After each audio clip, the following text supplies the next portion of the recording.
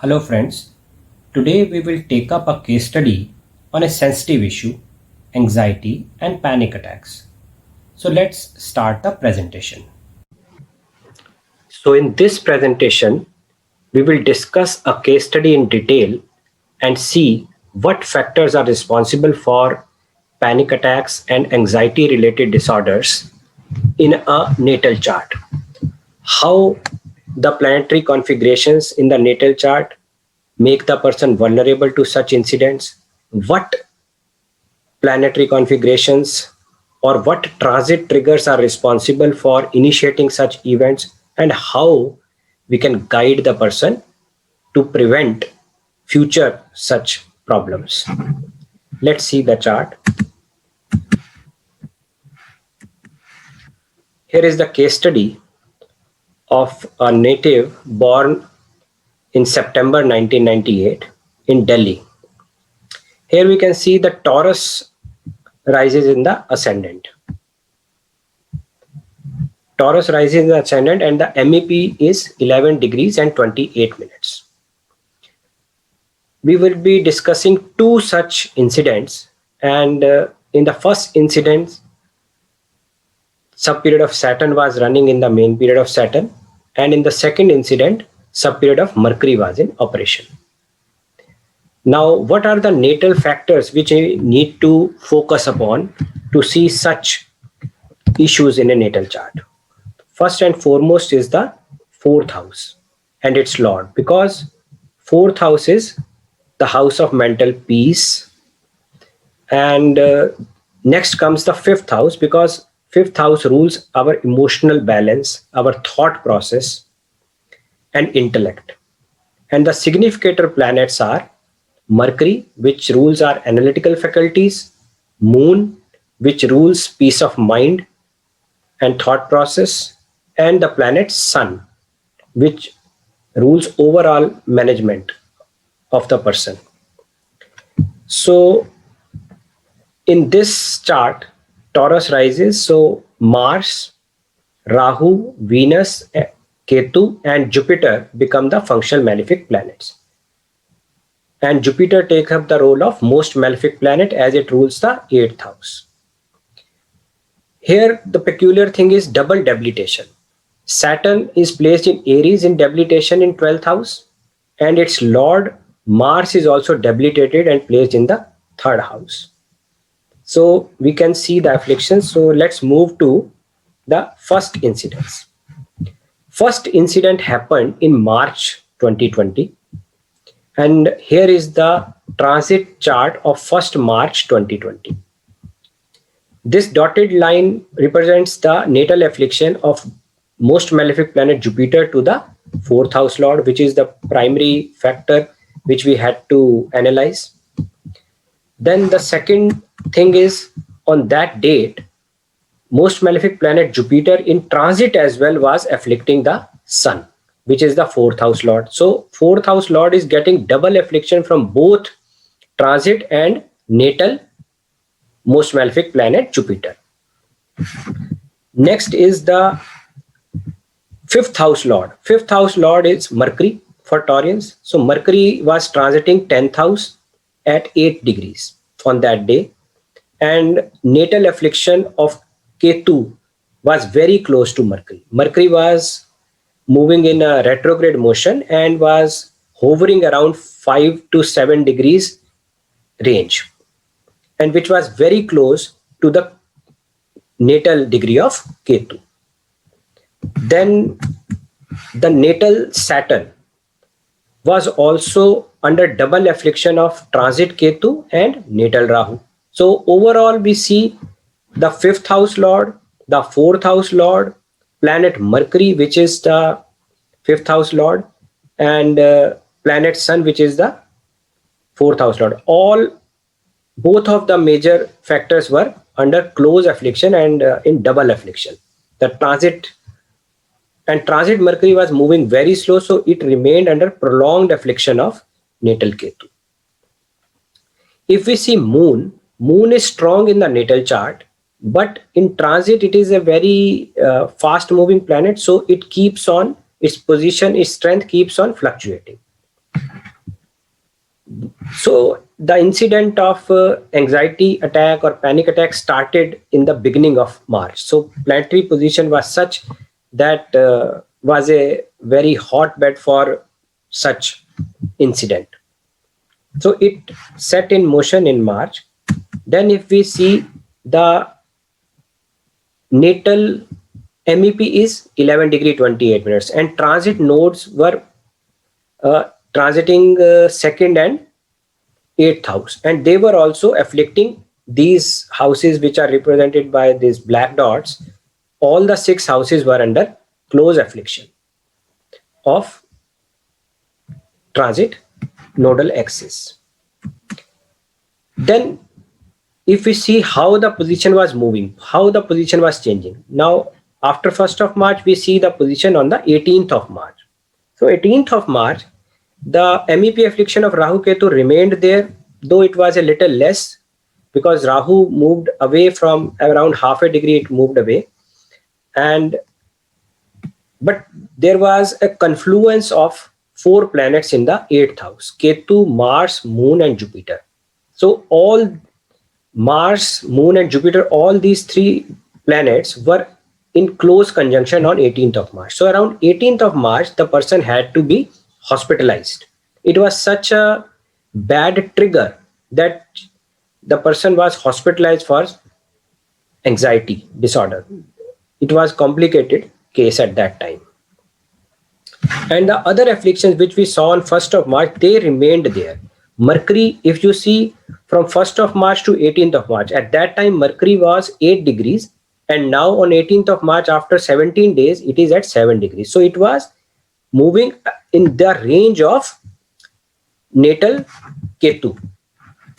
So that is something very damaging for the person. When 5th house Lord, the Lord of intellect, emotional balance, is in itself, it is afflicted in the natal chart by 6th house Lord Venus, and in transit also it comes under prolonged affliction of nodes. So that caused a huge impact on the mental state of the person, and this was the time when the person was hospitalized. Now after that, if we see, Mercury was here, and after that it moved out and moved to the next sign, which is its debilitation sign. So it remained in the debilitation sign for about 3 weeks in April. So now we will see when she completely came out of this. We see transit on 30th of April 2020. Here, if you see, the transit chart is comparatively better and stronger. The 8th house is now occupied by just 1 planet, that is Ketu. Though it is in the range of natal Rahu Ketu nodes, but it was moving very fast and it was separating. It has passed the peak of 731. And Mars also became exalted in 9th house. Saturn became strong. Transit Jupiter also moved out, and it was not afflicted, though it remained weak as it was in infancy and debilitation, but it was not causing any strong affliction. And Mercury also came out of debilitation, though it transited to 12th house, but still it was in a better place than the afflicted, than in the affliction of natal Ketu in the 10th house or in debilitation. And in the end of April, it passed out of the impact of natal Rahu as well. It is Mercury was at 11 degrees and Rahu was at 7 degrees. So about in the last week of April, she got relief and came out of the incidents. So this was the first incident in the March 2020. And now we move to second incident.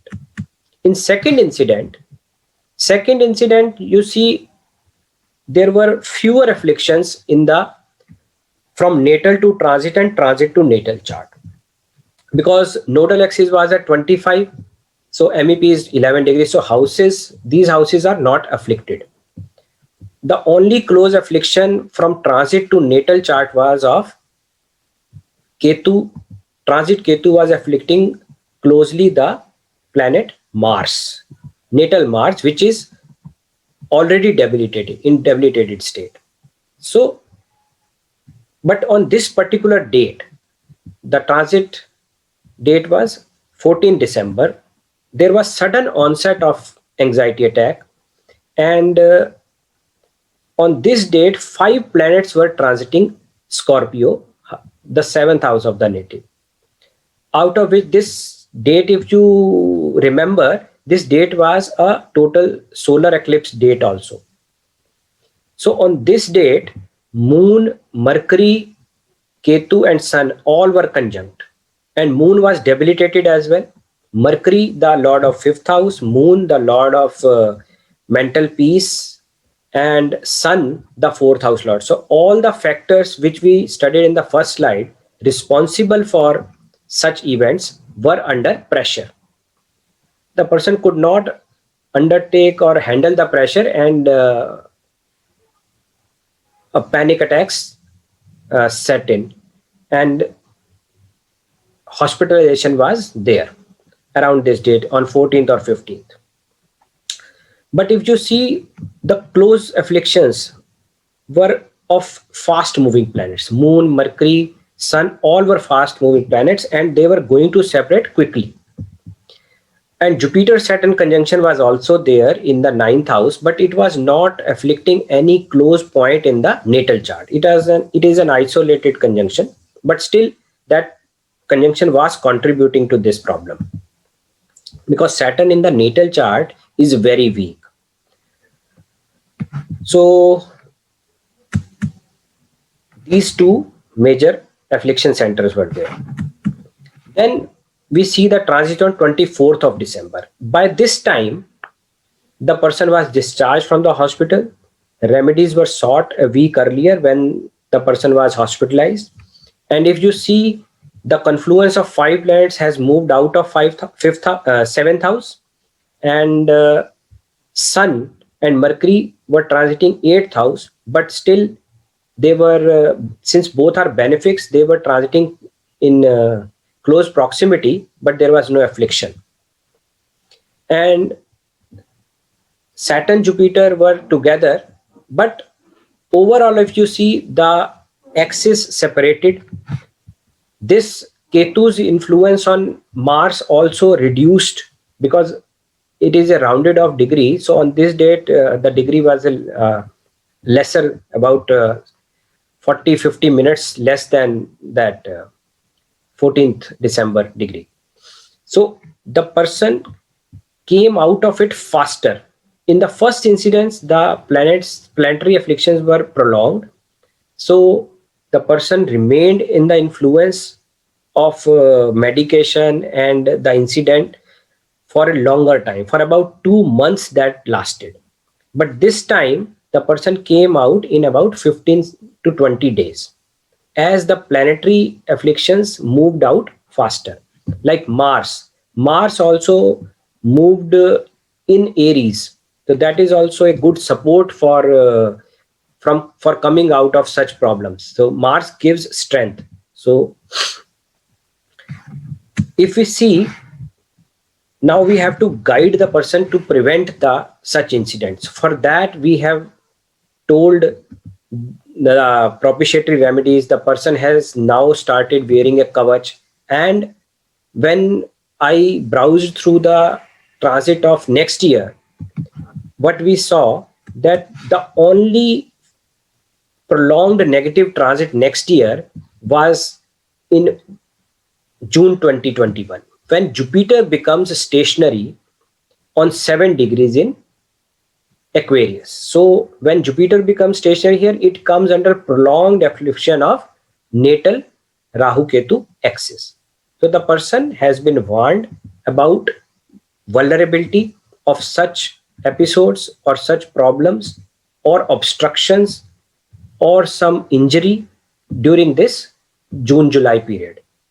And when the person is doing preventive remedies, wearing a cover, so even such prolonged transits, one can pass easily.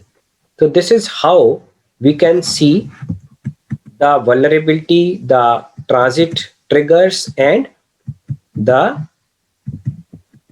how we help the person out in such scenario.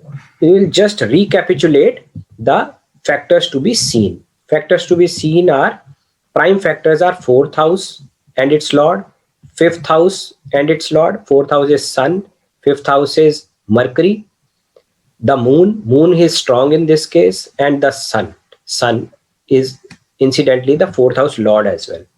So if we see the natal vulnerabilities are shown as sun is under the close influence of close affliction of the most malefic planet, that is Jupiter. And the fifth house lord Mercury is natally weak also. It is in combustion and is under 2 degrees affliction of Venus, which is the sixth house lord. And another typical thing in this chart is the double debilitation of Saturn and Mars. When Mars, being 12th lord, is weak in such a position, the general health of the person is also very poor, because the protective influence in the chart, the protector from losses, hospitalizations, and expenses, is weak and debilitated. And Saturn is placed there. Saturn gives overall courage, strength to struggle, strength to keep on moving forward in life. So when Saturn is weak, being debilitated, and Mars is also debilitated, so the person has inherent weakness for handling such situations, because one can see the fifth house lord is weak afflicted and fourth house lord is weak afflicted, so the mental strength is poor, and overall the strength of the person, the personality of the person, is a bit weak. The only silver lining in this chart is the strength of moon, the initiatives. So moon is responsible for providing good opportunity to the native, as it's the lord of initiative. So being a benefic planet or a sun-like planet for Taurians, because it is the lord of third house, the only sun-like planet is moon. So moon is giving her some support to handle such situations. So we saw 2 such incidents in detail with transit positions and how the future afflictions are panning out. Thank you.